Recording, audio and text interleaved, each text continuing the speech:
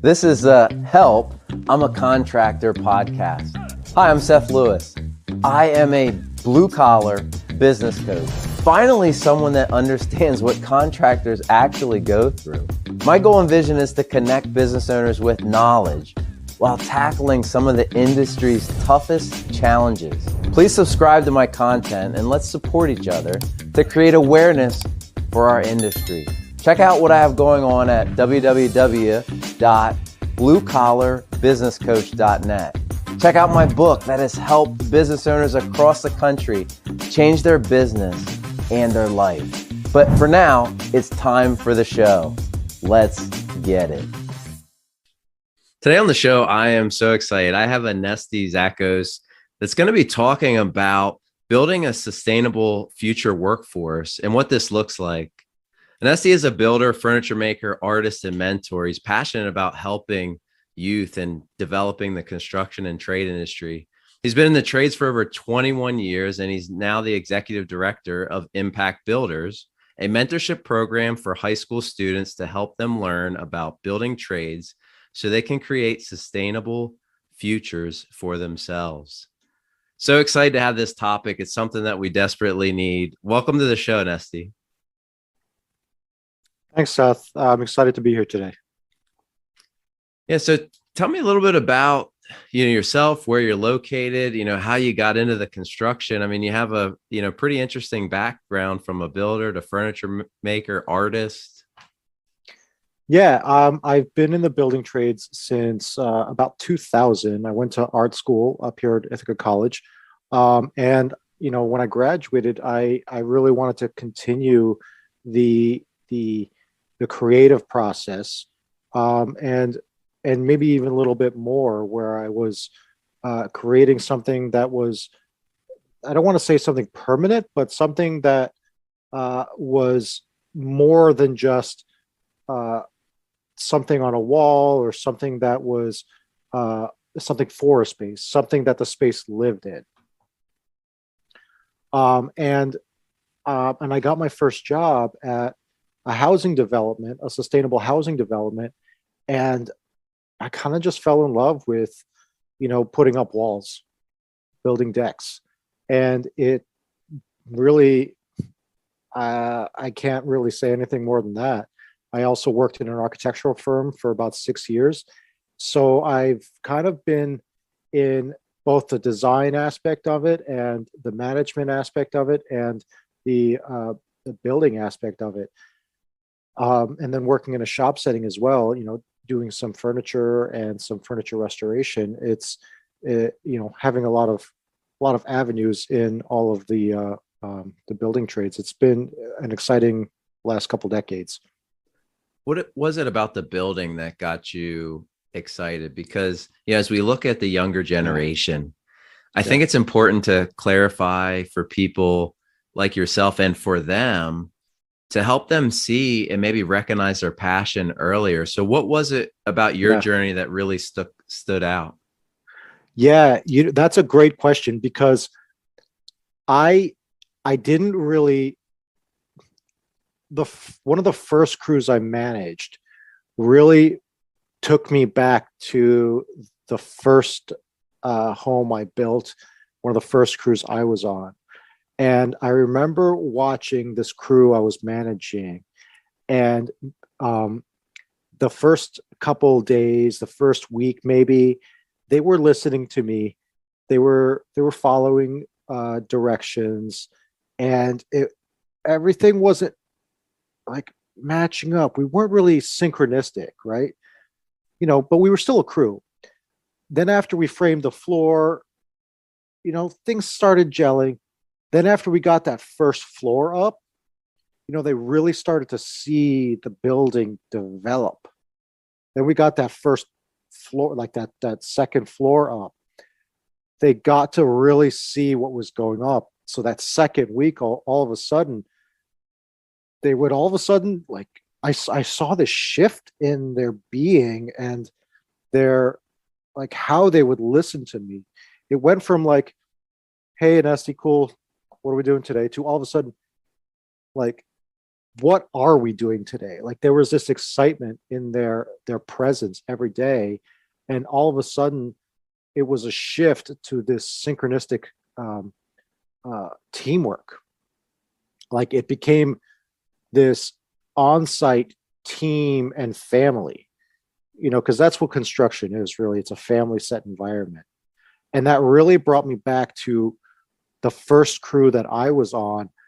And when we put up that first wall, that's what I really fell in love with, was you really get to see what you do at the end of the day, whether it's putting up a small little wall for a kitchen island, or just start building up a whole wall for a house, or if you're plumbing, fixing a sink, fixing a toilet, and everything. It's like you get to see your work at the end of the day. For a student or somebody that's considering construction, is there anything similar that they can relate that to? So that's a type of personality, or, when you look at somebody that says, I like to see my work. Is there anything that you can relate that to, or somebody that might be listening that says, hey, that's me. I like to see my work. I like to see that. Is there something else? And they might, because here's the thing that's happening. We all know in the construction industry that, there's a shortage of workers. We talked about that. It's always been a demand for workers, but maybe somebody could be listening or can help bring awareness to say, maybe I'm in another area right now. What translates into construction? That feeling. I like to see my work done. Is there anything that maybe comes to mind, or that might be a good opportunity to get into the construction? Yeah, there's a lot of wonderful young people in school that are asking similar questions, where what are they doing in school that can translate into the construction industry? And there's not a lot that can't be translated into the construction industry. From simple trigonometric or algebraic equations that in the construction industry, where the carpentry, just to be simple, we use some pretty basic functions all the time, to finding if a wall is square or plumb without having, a huge framing square. How do you figure out if a wall is square without having a 8-foot framing square? They don't make those, but you have to find, if you're going to have kitchen cabinets, you have to find that out somehow. And you learned all of these functions in high school. Yeah, I like how you're relating that, because a lot of times people say the opposite. They say, what I learned didn't apply. But I really like that way of thinking, to say you can like math, or you can like this, or the things that you're learning. It doesn't always have to be in shop, or, whatever it may be. Right. These skills are a part of construction, or a part of learning. So if you have these things, a construction firm has all these key elements that you can help out. So it's not this, I can't do X in the construction world. There's so much opportunity. Let's look at an electrician. They're not just drilling holes and wiring up outlets and lights.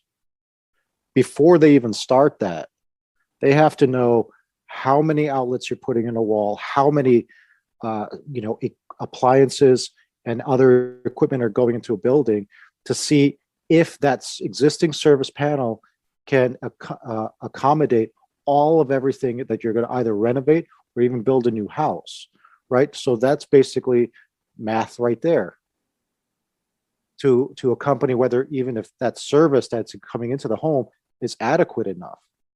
So that's calculations right there. That's the need for a calculator. Yes, there might be apps that you have to figure out, but you still have to calculate either by hand if you don't have service or anything like that. So you still have to know these calculations. Absolutely. Same thing goes for HVAC and plumbing. You still have to know, distances from X to Y to know whether this uh, uh, plumbing fixture can accommodate, this vent. What is the vent that you're going to need for this? What size it is? So there's all sorts of mathematical equations, and I don't want to. I'm focusing on the mathematics because that's the most. I don't want to say the most basic, but the most used in the construction industry.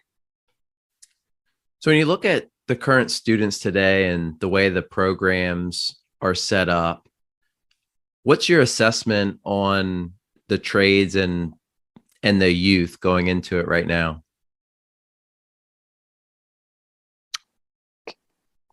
In what regard?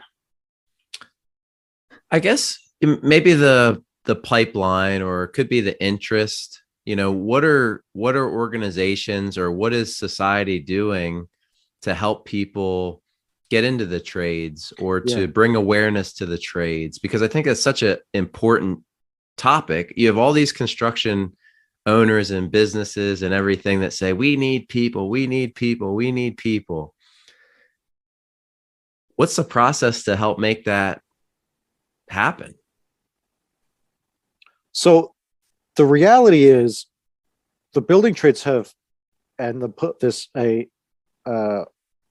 labor shortage, those aren't new conversations for the building trades. That's been around since I started in 2020. 2000. I've been hearing this since 2000. That doesn't mean it started in 2000. So it's not a new conversation in the building trades. It's come to light in recent times, in the last couple of years. So what I've been noticing since started in the last 13, 14 months in working with impact builders is that there is a growing number of trade schools across the country. Globally, there are apprenticeship programs that start in high school. So why can't we bring that here in the United States, where we assess students' interest at an earlier age, so we can introduce them to what could potentially be a greater fit for them after high school, rather than having them introduce that to themselves later on when their interest may not actually be there and they're looking for something else. So when you look at introducing kids to this, or students, what would you say, in your opinion, is a good age, or could be a good process to make them aware of some of these other options? Students that are in 10th, 11th, and 12th grade are wonderful to work with. In the 15 to 18 range, because they absorb so much and they're so interested, and they're all at different levels in school. So they've learned different things, and they absorb at different rates, meaning they take in the information at different rates. So when they're in 10th grade, they're taking in X amount, and at 12th grade, they're taking in at a more exponential rate, meaning at the Z rate. So it's really great to work with that different age group, because, even if they're seniors, they may have had that experience with family members or know somebody else. And if they're in 10th grade, they may not have had that experience yet because nobody's showed them. So it's great to work with those different ages. Is there any, when you said about trade schools and, all of that, is that you referring to other countries that have that, or were you referring that there's more trade schools starting now that because of the demand in the US?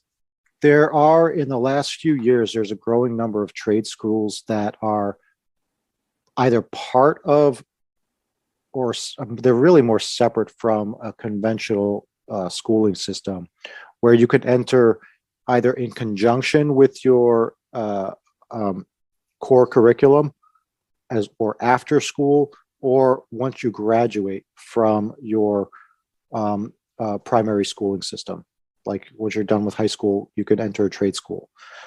There's also the unions that are offering, this is what they've been doing forever since they've been in existence, where they're offering an education or their classes as part of their apprenticeship programs, which is wonderful. And they're branching out, at least the local unions here in Ithaca, New York. They're offering a residential aspect to their training systems, even though they've been more focused on the commercial side of it as well. So it's been an increase in locations for trade schools that is really a growing demand nationally here in the United States. When you look at trade schools and unions and apprenticeships, words that we say, I just want to clarify maybe what's the simple difference in some of those, just so people know, what avenues are there?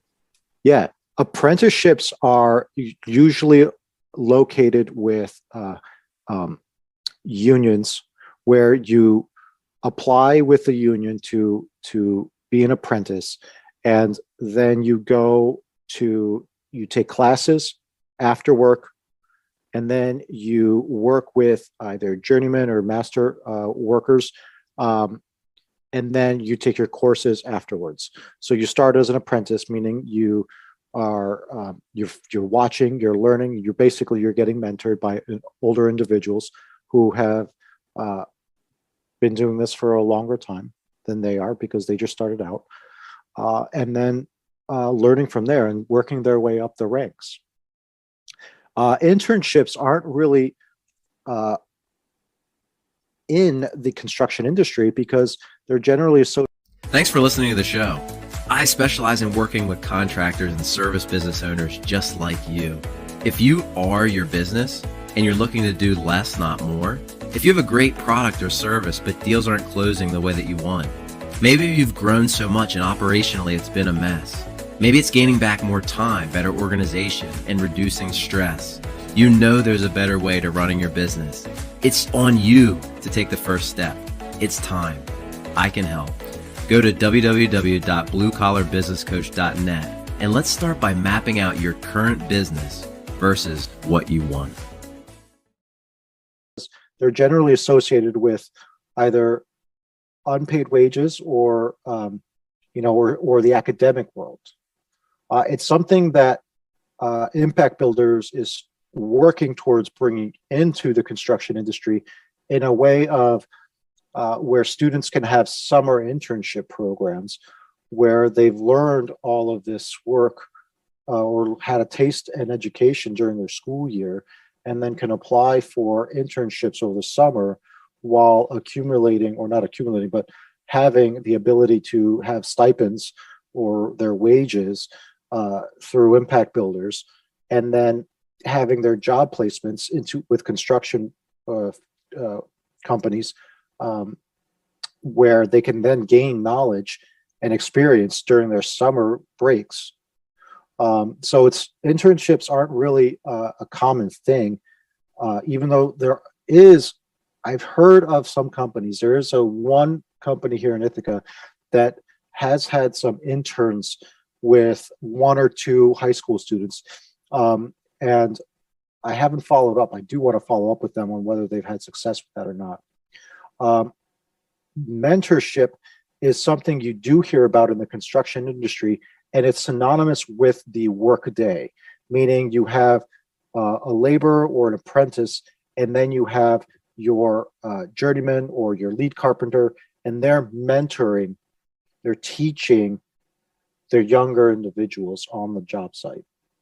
And that generally happens during the workday, or with unions that happens during their classwork time.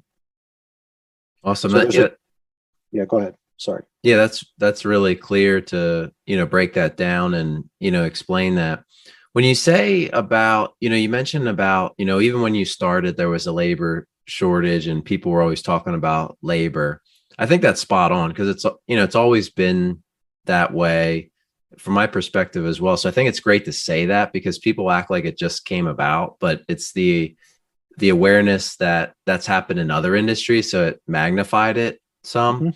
So if you could go back and with your experience, and I'd like to kind of get your input or thoughts on why is that happening in the construction industry? Why don't more people want to be a part of it, or why is there the shortage? And then, what are some simple solutions or ideas that might help this out? So A, the problem, why has it been going on? Why is it not being addressed? What's happening here? And B, what might be some simple solutions or ideas that could improve it? That is a phenomenal question, and there's a lot of ways to answer that. My observation has been that there are a lot of companies that are challenged with that job site training, that job site mentorship, and that occurs in many aspects of their company. It's been what I've noticed is that there's been a decrease in the amount of bandwidth from companies to mentor from the top down, to train from the top down. Even from 20 plus years ago to 2022 now, I've noticed a decrease in the bandwidth of upper individuals to want to, or have the time to train their individuals that they're mentoring, which has led to the individuals who are working their way up in the ranks to not have had that training and development as they're growing in the industry. So if they're then taking on employees, or if they worked their way into having their own company and then taking their own employees, they didn't get that training and development to know how to mentor their employees. So if they're not trained or developed into becoming managers or company owners, how then can they become managers and owners, company owners, with not having been trained themselves, and treat their employees with the mentorship that they received if they didn't receive that? And I know I'm a little bit circular here in that conversation, but that's what I've been seeing occurred. I really feel lucky that I got mentored throughout my career and even in college. That's really powerful, because it is cyclical. There is a connection there. And I'm glad that you pointed that out, because construction is a different world. So if somebody wants to come into that world, it's very easy to see. And, I think as people are listening to this, you can think about everything that goes on in a construction world, on a job site, all how fast it is, or the demands, or the customers, or whatever it may be, the elements, if you're, out on a job, mm-hmm. Even if you're doing stuff on a new house and it's, things are open still, and, all that, wherever you're at. But if you don't have a mentor, if you don't have somebody to help you understand this, or navigate it, or translate the language, mm-hmm. why would you stay? Exactly. Why would you stay A, with that company, B, stay with that industry? Right there. That's you're hearing it here first. You've been doing this for a while, but hearing this, if this is the first time, like, how do you crack this nut? Because that's something that, as all of us, and, part of what we do is share knowledge and get that out there, and help just make one person better. But if you have people that are coming into your organization, if you can help, like you said, mentor or guide them and introduce them to construction so that they don't just leave the industry, that's a big thing. really big. Huge thing. Huge thing. And if everybody could commit to that, that would really change the industry and probably the labor, make a huge impact on the labor situation. Yeah. Yeah. So I want to look and say, I know that you're passionate about mentorship and, with impact builders, you're tackling some of these challenges and ideas and concepts. So I'd like you to maybe share a little bit more about impact builders and, what you're doing and how it's changing the game and some of your mission and purpose there.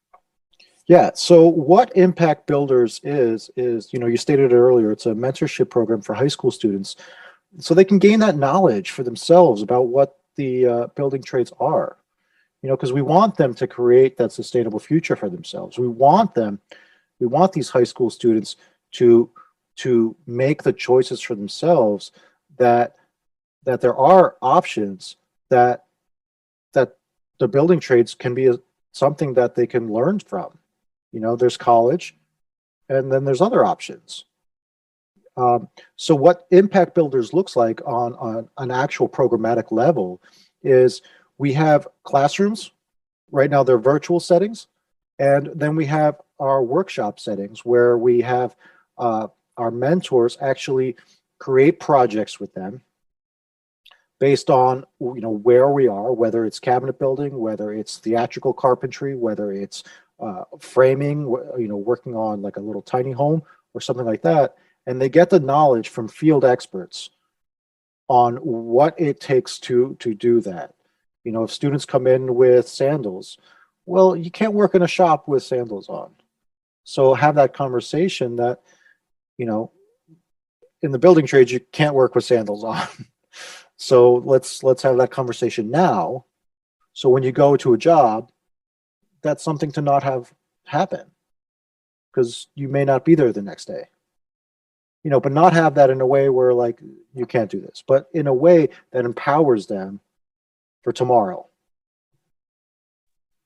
Yeah, that's so important because if you go and you have this expectation and you're getting hit with all these things, I mean, even there's some jobs that maybe you can use your cell phone on and but if you're around equipment, you can't do it that way. And you might say, well, in the world today, people might say, I have to have my cell phone no matter what, and I'm going to be on it. Okay, well then you might not be able to operate equipment or be around equipment because of safety issues.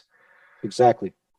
Hearing equipment, eye protection, like always having them on, and why? Right. So what else does the program do? What does it look like? If somebody enters the program, how do you find people? Like who's a good match? And then when they enter, what does the program look like? So who we look for are individuals, and it doesn't matter if they're male, female, trans, it doesn't matter. We are an all-inclusive group. What we look for is individuals who are interested in creating something for themselves. Individuals who may not know what they're going to be doing after high school.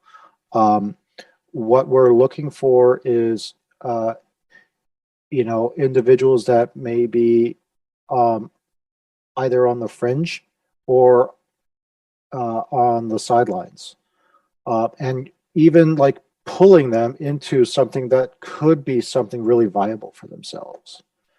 Our modules look like 6 to 8 week modules, either in the school or at our space, and we have mentors that create projects with them based on whether the schools want to have a project that lives there, or we can have it at our space. Like one school wants to create a chicken coop for their area because they're in a more rural area. And the 6 week modules are based on what the school calendar is. And right now in the next calendar year, we're going to be working with 4 local, more like regional high schools in the county area. So it's what we do is we talk to administrators, counselors, and start the conversation now. It takes about 6 to 8 months to actually create a program and a curriculum with that school. before we could actually implement it the following school year. Yeah, that's great. So looking for partner schools and then developing a curriculum with them to basically introduce them to the work. And then you either work with them in their shop or at your facility, at this point. And do you also give them some real world experience with contractors? Yes. Yeah. All of our mentors are actually real world field operatives. Operatives is not the right word, but field experts, meaning like they have their own company or they're journey people that work in a company that is, very well known in this area. What are some of the services or trades that, are common in what you do? So some of the mentors are architects. There's a lot of carpenters. There's a lot of builders that actually are home builders. We have plumbers, electricians as well, HVAC experts, and there's several actually former shop teachers that want to also get involved as well as mentors as part of this program, is because they've been finding out about it and wanting to communicate and participate as well. Are there any stories or people that are a part of the program or have been a part of the program in the past that kind of fit that description of not seeing like they would fit in the role, but and I'm saying this because I think it's important for people to not just say like a construction person is X, because that opens up the doors to say, I might have been in making coffees. I don't know what it could be, but the idea is that translated well, and now all of a sudden they have a successful career. They really love it. And maybe they're not at a career yet, but they really love what they do, and they found their home in the trades and construction. Is anybody that you can think of, or a scenario or story in the past? We have, this is our first year. So this whole year we've been working with one high school, and there's one individual in particular where he has been participating in each program, in each cohort. And he, from the get-go, his MO has been, I want to flip homes, so I just want to learn all the trades. So he's been very energetic and very vibrant, and I want to say a core participant. He learned about carpentry, he learned about plumbing, and he's only a junior, but he's a very young junior. So I'm very much looking forward to what he's going to be creating once he's a graduate. We have another individual who is graduating this year, but they are entering the military afterwards, and then are very interested in the electrical field as well. They're, very excited about them too. So I think when you were talking about the, prepping them, like wearing, boots and not sandals. Yeah. How do you prep for the physicality, or maybe working outside or in the elements? Is there anything that preps them for that? Because, you have somebody that maybe worked at a gas station, it's climate controlled, Yep. Ding, ding, ding as the thing, as you scan them. Then you go out and you have to carry something heavy, for 8 or 10 hours. And then it's raining on you, or it's hot, or it's cold. So I feel like that can be a big surprise or shock for some people that get into it. It's not always like that, but that's a part of it. So how do you, do you find that there's a certain type of person that likes that, or how do you like bring some awareness to what it's really like? So interesting. There's a few of the students have, unless they know they want to do this, at first they're, I don't want to say shy, but don't quite know what the building trades are.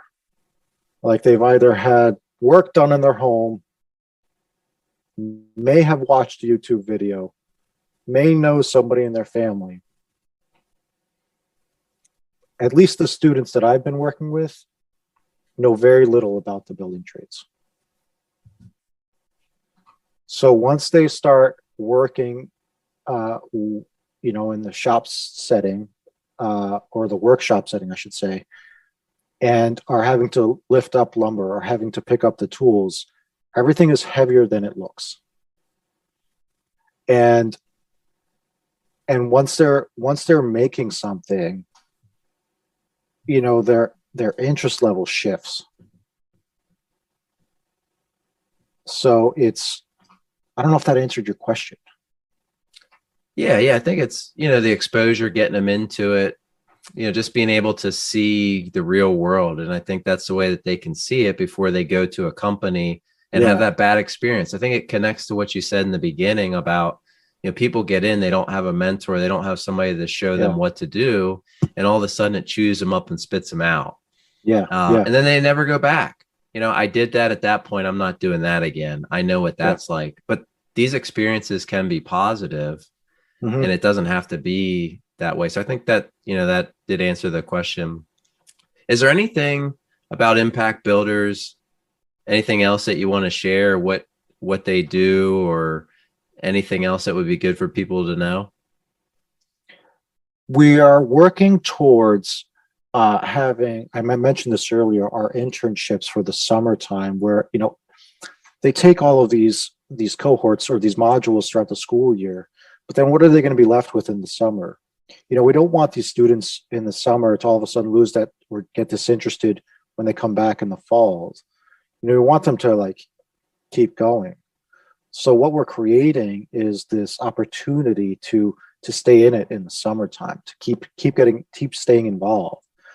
So what we're going to be doing in the summertime is to be offering them the opportunity to get, temporary jobs or summer jobs, rather than working wherever they're going to be working, whether it's in the food service, which is an awesome job because we all have to eat. We really do. Food service is, an amazing job, to be honest with you. Gotta eat. Everyone has to eat. So I implore you, if you're eating, tip your server, because everyone has to eat. That's a side note, but back on track. It's right. If you're taking the time to be in a cohort throughout the year, what are you going to do in the summer? Rather than shift that focus to something else, let's keep your interest in what you want to be doing in the summer. If you want to get a job with a carpenter, well, let's put you in a placement with that, or a plumber, or an electrician, or even a welder. We can provide those services. That's what we're working towards, because there's so many individuals in this area, companies, construction companies, shops that have really latched onto this idea and have showed interest in saying, when is the summer coming? Can we get some students in here? So it's a growing interest. And I want to clarify to the audience, one of the things, and you can correct me on this, but the idea of the program is to obviously bring this awareness, bring people to understand the trades, get them exposure, mentor them, build long-term partnerships and interest in the construction. But one of the secret sauces is where the contractors benefit and the partners.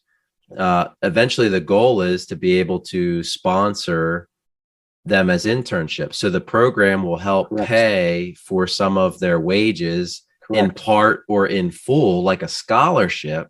So all the company has to do is make sure that they help nurture, mentor, and train this person. That's their commitment. Exactly. You got it. Yeah. So that's the game plan. So if you're an organization or have something, or you're in an area where this is something that you'd want to do, you might want to reach out to your local school, connect with Anesti, and just see if there's a benefit. Obviously there's a clear benefit, but see if you can bring something to the table in the sense of getting something set up, because ultimately it helps the community, it helps the people, it helps the industry overall. So Yep. really powerful stuff there. Couple, where can they find you? So what's, website information, if someone wants to get in contact with you, where can they find you? Yeah, they can find me either through email, through Instagram, LinkedIn, basically any social media platform. We try to make ourselves as, findable as possible or searchable as possible. Our website is impactbuildersmentorshipsprogram.org. Our email is, it's really just mine right now, anestiwoodworking@gmail.com. We're also on Instagram at, forgive me, I'm forgetting my Instagram handle at the moment. We're on LinkedIn at Impact Builders Mentorship Program. We're on Facebook. We have a Facebook page. Also at Impact Builders Mentorship Program. And our Instagram handle is Impact Builders Mentorship Program. There you go. There you have it. Reach out to them, get something set up in your local area. Quick fire questions at the end, just a couple of things. The construction industry would be better if, first thing that comes to the mind.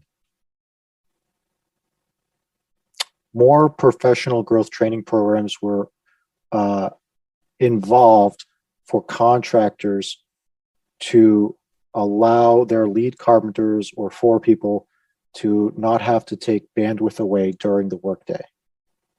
Awesome. I can build blank in my sleep. I can build a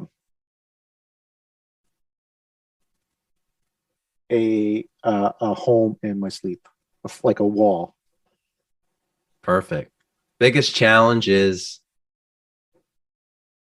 With regard to what? Anything, you pick it. Oh, biggest challenge. Wow. That's a good question. Biggest challenge is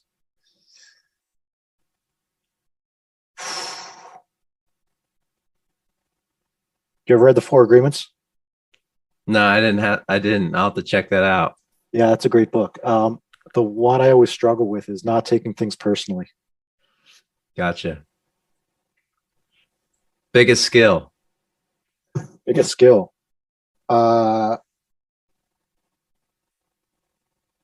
Communication. Last thing you got on Amazon?